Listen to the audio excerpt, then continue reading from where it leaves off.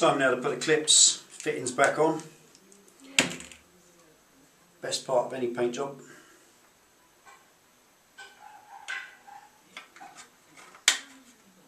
Just clip those on.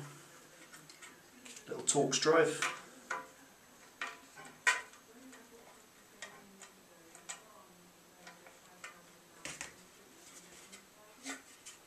That's it. Now to put this back in, I found out that this clip, this little metal post that's here is meant to have a plastic clip. That is where the plastic clip goes. This is sheared off, it's broken in half, and a new one of them is mad money. So what I'm going to do is I'm going to silicone it in. No need to buy another one, it's perfectly serviceable. There is nothing wrong with it other than that little post is broken off. So that's just going to get siliconed in there. A little bit of the old traffic silicone. This is the stuff they stick windscreens in with. You can get it power bond silicone, you can get it from just about anywhere. I used it for the exhaust the other day. It's a brilliant product, but it is very black and very messy, so I'm just going to poke a glove on. Very sticky. There it is. And I'm going to pop it in the corner where there's a little recess on the panel, and it will fill it up and stick. Great thing with this, if you get it anywhere on the bike or on the paintwork, it just rubs off, becomes a rubber and just rubs off. That squidged in nicely. So just on the other side,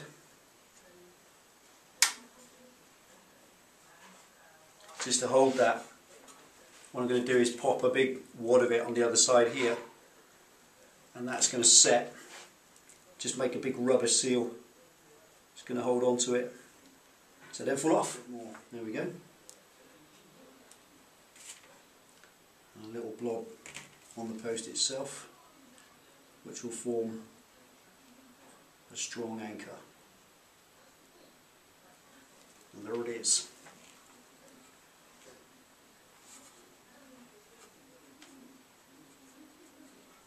So they are now ready to be refed. Right, little tiny bit squished through, so I'm just going to clean it off while it's wet.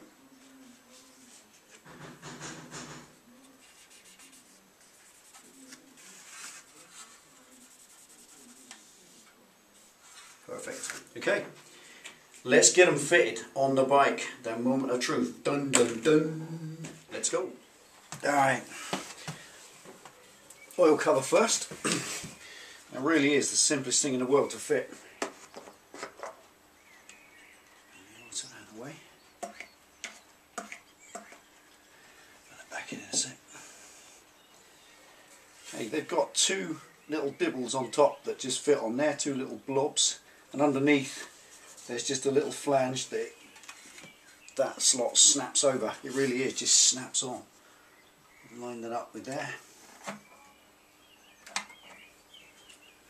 Put that in place, and that literally should just click into place. There we go. That's it, ain't going anywhere. Cap back on.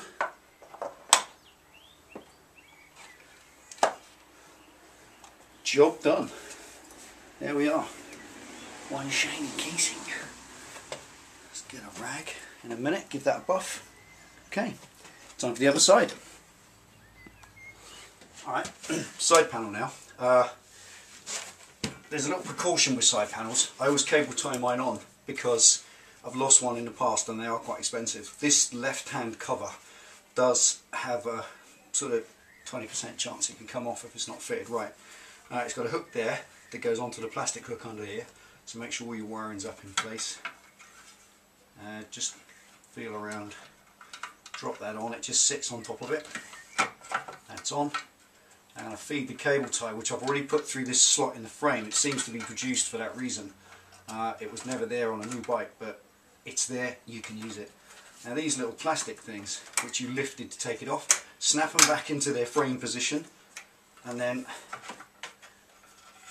line up, making sure that everything you want in, or like the charger plug there, out, is in or out, and then just gently snap that into place, and that's it. Kind of doesn't really look as if it's fitted that well, does it? You kind of think, yeah, that could pop off. Doesn't really come off, but I have lost one in the past, maybe because it was my own fault, I didn't put it on right, but that's on, and what I then do is, that strip through there, I just zip tie that on. Zip ties don't cost anything, side covers do, so that's on there. Just a little safety thing, stops it falling off, and that's that fitted.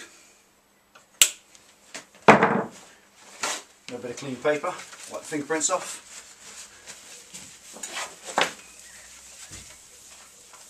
One shiny side panel. The cover the other side is held on by the cap. You've got the oil cap there, there's no way it can come off when the oil cap's in place, so that's safe, but this one's not. So if you get a chance, just pop a little cable tie in there, and then it should stay on quite nicely. Now they're in place and they're really tough, I'm going to give them a few more days, and I'm going to let that paint finish sinking. It's air dried paint, it dries by evaporation, and that evaporation, if you smell real close to that, you can still smell the thinners in the surface, and all the time you can smell it, it means it's evaporating. So that's going to continue evaporating for as many as 2 or 3 weeks. In hot weather a bit less, but I'm going to give that probably 2 or 3 weeks, and then I will get some more of that black colour restorer polish, and then because it's nice and solidly mounted, I can lean on it and get a lovely polish and really get a gloss on that, because now I reckon there's just a little bit more that could be done, but I'm not going to butcher them anymore. It is still kind of, doesn't mark, but it is a bit soft. So there we are, gloss side panels. Let's just poke the seat on.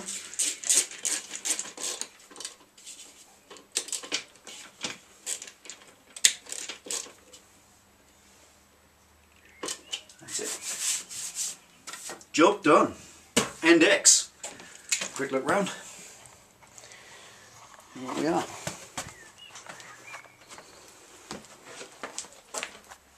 And there it is. Nice shiny side panels. Let's get around in the daylight for a look round. I was going to pop it outside, but just started tipping down, so we'll forget about that. Okay, there they are. Pretty much what I wanted. A much classier look, I think. Something that's quite interesting is that it's just in their attempt to do this dark custom satin thing. I won't keep banging on about it, but you know what they've done is they've gone gloss on the fender strut, gloss on the belt guard and suspension, indicators, everything's gloss, and then even here you see this line comes down and it actually feeds into that. You know, this sculptured line, they've designed this sculpture up in one straight line, so it looks nice. Then they paint that satin and that gloss. It's just daft. Why don't they paint that satin if they're really intent on it? But there we are. Now they're back to gloss. I think that flows, looks better. Lots of reflection.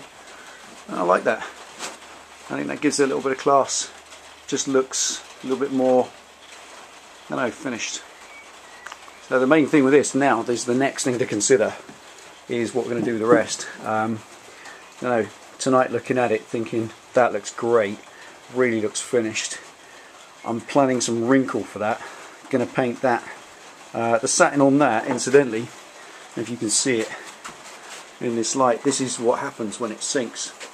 There's a little patch of filler on top which just filled a flat spot. It is completely flat to the touch, but there's this line has appeared in the last week just where the thinners is coming out of the paint, and it's sinking, so that's always going to be there.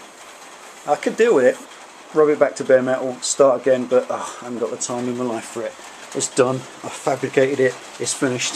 So what I'm thinking is you can get this black wrinkle stuff in a can. So I'm going to get a can, have a little practice shooting it, see what it comes out like, and if I like it, that's going to go wrinkle.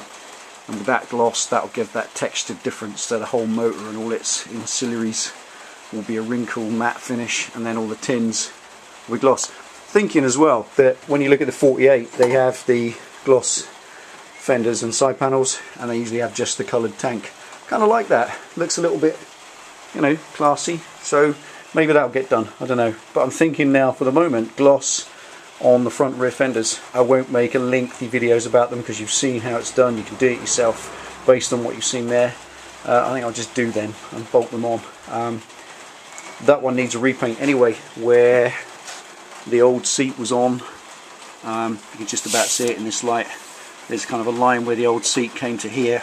It's a different shade where this was covered, this was in daylight, and there's little chips and scratches, so that's got to be repainted anyway. Front fender, where I had one of those little soppy chrome fender tip thingies on, and they have a hole for that, so I want to weld that hole up because I don't see the reason for it. I'm never going to use it, so I'll weld the hole up and repaint that, and then it gives me a chance to gloss them. So I think if that had gloss fenders to match the gloss side panels, it would start to bring it together as a bit of a theme. The iron should be black as well, and that will just leave the tank. And I'm not sure, that's still undecided. Kind of thinking Larry metal flake, copper metal flake, baby blue pearl, whatever, don't know, just talking out loud at the minute. But for the moment time, gloss side panels, job done. That's that one, tick. Thanks for tuning in and watching Delboy's Garage. See y'all next time. Bye bye now.